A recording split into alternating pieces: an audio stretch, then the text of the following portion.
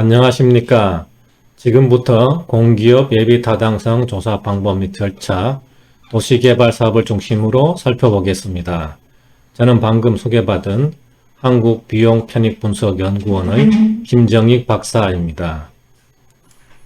제가 말씀드릴 내용은 첫째, 예타조사의 개요에 의해서 사업의 개요, 기초조사, 주요 쟁점, 비용 추정, 수요 편익 추정, 경제성, 정책성, 수익성 평가에 이어서 마지막으로 종합평가의 순으로 말씀드리겠습니다. 이 붉은색 컬러로 표시된 이 부분은 경제성, 정책성, 수익성 평가의 중요한 전제가 되는 분석이기 때문에 강조하는 뜻에서 붉은색으로 표시하였습니다. 첫 번째, 예타조사의 개요입니다.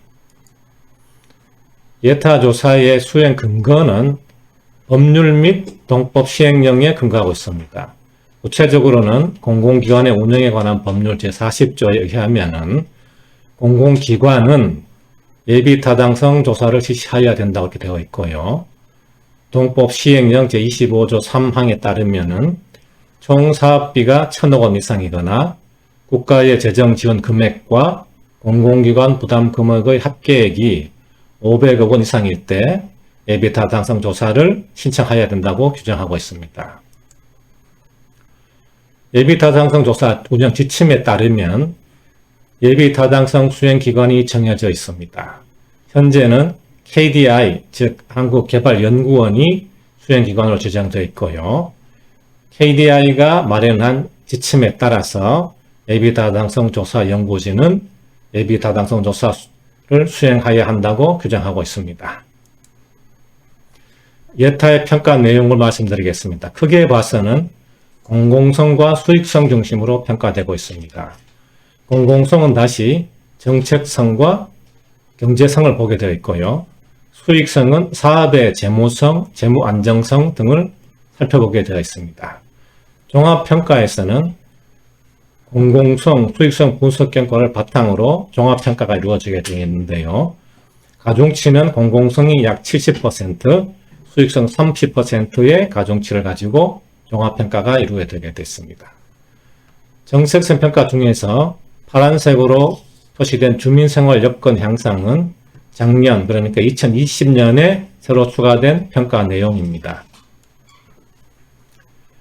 종합평가 내용을 다시 말씀드리면 본 사업에 대한 추진 경위와 주요 쟁점을 이제 분석을 하고 공공성 평가와 수익성 평가를 종합적으로 검토해서 분석적 계층 화법을 분석을 하게 되었습니다.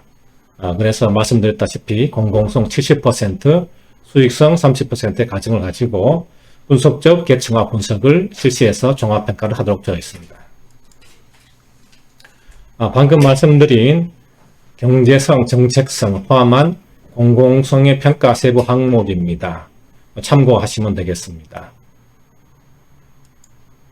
이어서 수익성, 구체적으로는 사업의 재무성, 재무 안정성을 보는 평가 항목인데요. 표로 작성된 이 부분은 참고하시면 될 것 같습니다.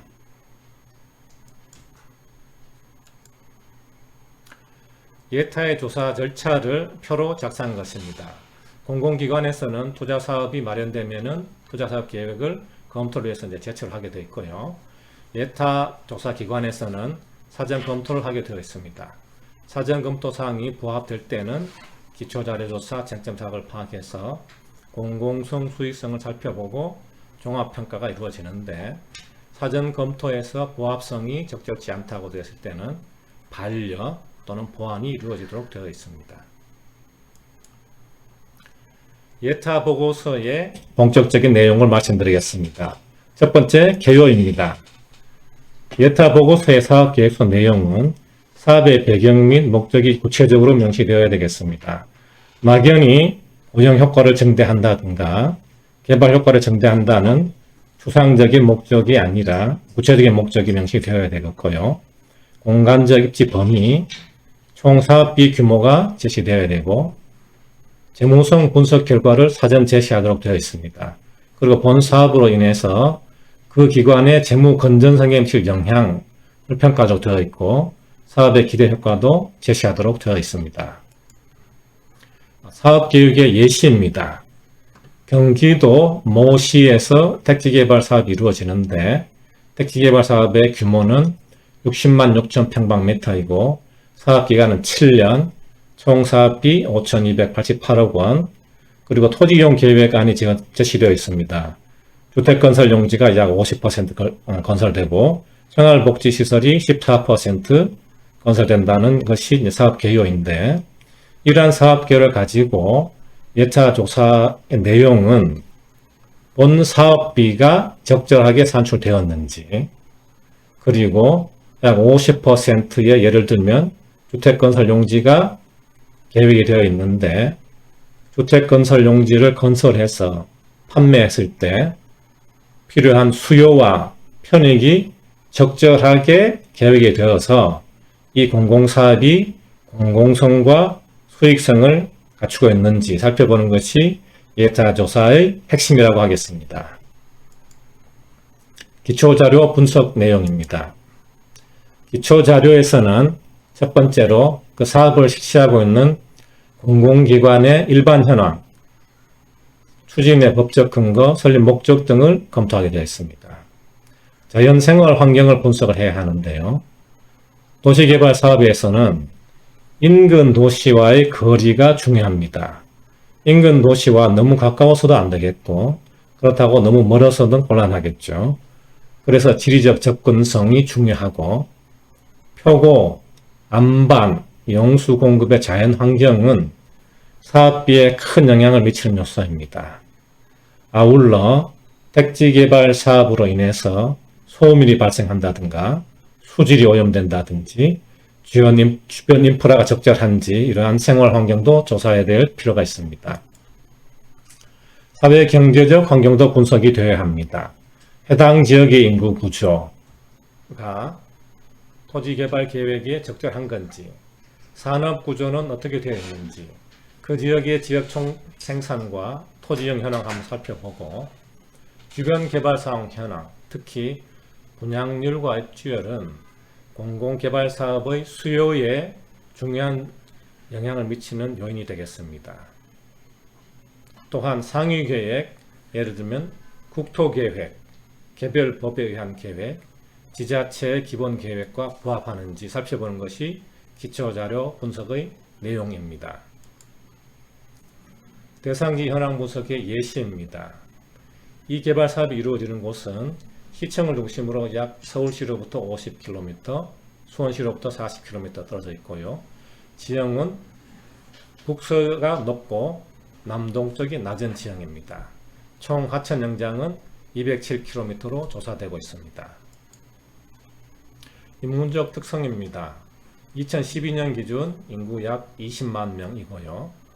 인구이동 추이를 보면은 타 도시에서 이 시로 이주하는 비율이 5년 평균 53.9%입니다. 그리고 대기업 입지에 따른 통군 인구가 유입이 돼서 유출 인구보다 유입 인구가 더 많다는 것을 알 수가 있습니다. 따라서 이러한 인문적 특성으로 말미암아 이 지역의 도시개발 사업의 수요가 충분히 있다고 가늠할 수 있겠습니다. 상위계획과 관련 계획의 관련 관계를 살펴보겠습니다. 수도권 광역도시계획에 따르면 서울 우전용 단핵 공간을 탈피해서 1차 거점 도시, 2차 거점 도시를 육성하도록 되어 있습니다. 따라서 도시개발 사업이 1차 또는 2차 거점 도시에서 적절하게 이루어질 필요가 있다고 보겠습니다. 2020년 도시개발 사업이 이루어지고 있는 이 시의 도시 기본계획을 보면은 전원도시, 평생학습도시, 친환경 산업도시, 관광문화도시를 건설하게 되어 있고요. 이러한 도시기본계획은 도시개발 사업에 좋은 목표를 제공하고 있다고 생각이 됩니다. 조사의 주요 쟁점에서는 비용, 수요, 편익상의 쟁점을 말씀드리겠습니다. 표현이 쟁점으로 표현되어 있는 이유는 비용과 수요와 편익을 추정하는 여러 가지 방법이 있을 수가 있습니다. 어떠한 방법을 취하느냐에 따라서 그 금액과 범위가 많이 달라지게 됩니다. 그러한 뜻에서 매우 중요한 이슈라는 점에서 쟁점이라는 용어를 선택해서 쓰고 있습니다. 방금 말씀드린 비용과 수요, 편익의 쟁점을 살펴봐야 되겠고요. 이 쟁점은 기초사료 분석, 현장 방문 등을 통해서 쟁점을 파악하게 됩니다. 먼저 비용 추정상의 쟁점사항입니다. 기술적 검토, 즉 이 개발 사업이 지향하고 있는 인구 수용 계획이 적절한지, 그리고 광역 교통 계획 등 교통 처리 계획이 적절한지, 그리고 도로나 상하수도 등 기반 시설 설치 계획이 적정하게 검토되고 설치될 예정인지 살펴봐야 되겠고요. 비용, 즉 총 사업비는 과거 유사 사례 또는 실적자를 통해서 총 사업비를 적절히 추정해야 되겠고요. 경제성 분석에서 상부 건축물 비용 및 운영비라고 되어 있습니다. 도시개발 사업은 주로 평면적인 개발 사항입니다. 평면적인 토지 개발이 이루어진 이후에 공동주택, 상업시설, 업무시설 등 건축물이 들어서게 되는데요. 이러한 건축물을 통틀어서 상부 건축물이라고 하고, 이러한 상부 건축물을 건설하는 데 들어가는 비용, 그리고 일정 기간 운영하는 데 필요한 운영비를 추정해야 될 필요가 있습니다. 수요 추정상의 쟁점에서는 거시적 추정 방법과 미시적 추정 방법이 있습니다. 어느 방법을 취하느냐에 따라서 개발 사업에 대한 수요가 어느 정도 될 것인지 달라지게 되고요. 상업시설과 업무시설의 수요도 어느 방법을 쓰느냐에 따라서 그 범위가 달라지게 되어 있습니다. 토지개발 사업의 큰 부분을 차지하는 주택 공급에 있어서는 주택을 공급함으로써 사회적 편익이 어느 정도 되는지 살펴보는 것이 중요한 요소이고요. 아울러서 상업시설 및 업무시설을 공급하는데 사회적 편익이 어느 정도 될 것인가, 이 요소도 매우 중요하다고 하겠습니다. 다음은 기술적 검토 및 비용 추정에 대해서 말씀드리겠습니다. 먼저 기본 방향은 이 개발 사업이 지역계획과 도시계획과 연계성이 잘 고려가 되어야 되겠습니다.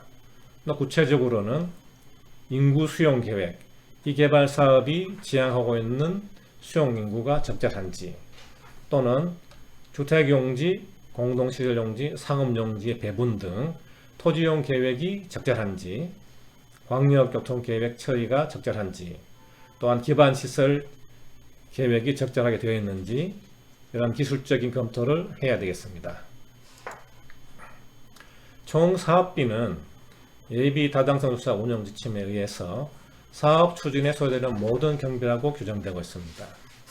예를 들면 공사비가 있고요, 모상비가 있고 시설 부대 경비, 예비비 등이 있습니다. 공사비는 세부 공정별 공사비의 모든 합계이고요. 모상비는 토지 매입 및 보상비, 부대 경비는 설계비, 감리비, 시설 부대비, 상부 건축물, 비용, 기반시설 설치 비용, 운영비 등도 고려해야 되는 모든 경비를 전체적으로 추정해야 되는 이슈가 있습니다. 부지공사비는 세분하면 공사비는 단지 조성공, 가로등공, 시설물공, 전기공, 부대공으로 구분됩니다.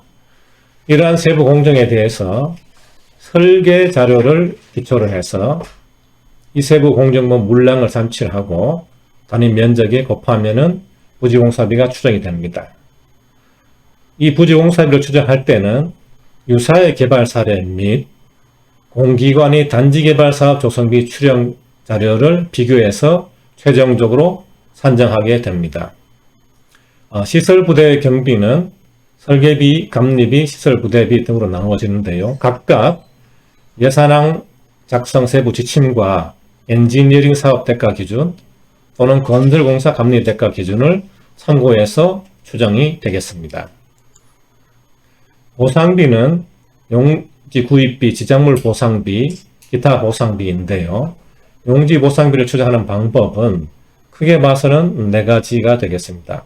직접평가, 약시평가 또는 인근의 도시개발사를 분석한 후 일정 배율을 추출해서 곱하는 사례 적용 기법이 있고요.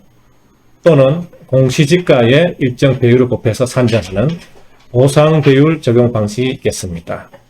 이러한 어떠한 평가 방식을 선택하냐에 따라서 용지 보상비의 추정 규모가 조금씩 달라진다고 볼 수 있겠습니다. 지작물은 통상 용지구입비의 10에서 20% 수준으로 책정이 되고요. 판매비와 예비비는 사업계획에 반영된 판매비를 적용하면 되고 예비비는 보통 10% 적용이 돼서 추정하게 되어 있습니다. 상부 건축물은 추정하는데 어려움이 다소 있다고 하겠습니다. 왜냐하면 상부 건축물은 도시개발 사업이 끝난 후 일시에 어느 단일 기관에 의해서 건설되는 것이 아니고 시차를 두고 여러 부분의 개인, 회사, 기관에 따라서 건축되는 것입니다. 그래서 도시개발 사업에서 제시하는 상부 건축물의 규모가 얼마나 객관적이고 신뢰성이 있는지 규모를 추정하는 것이 좀 어려운 부분이라고 할 수 있고요. 규모를 추정한 이후에는 공신력 있는 단가 자료를 활용한 것이 필요합니다. 기반시설 설치 비용에 대해서는 공기관에서 작성한 공공택지 조성원가 산정 기준 및 적용 방법의 조성원가에 포함되는 비용을 산출하는 것이고, 운영비 추정에서는 개발단지나 공공시설 유지관리비가 도시개발사업이 끝난 후 일시에 완공되고 이관되는 것이 아니기 때문에 개발 주체가 일정 기간 개발단지나 또는 공공시설을 일시적으로 운영하고 유지 관리해야 될 현실적인 필요가 있습니다. 따라서 개발단지 운영비는 약 조성비의 2% 정도를 사후관리공사 및 예의서 비용으로 산정하게 되고요.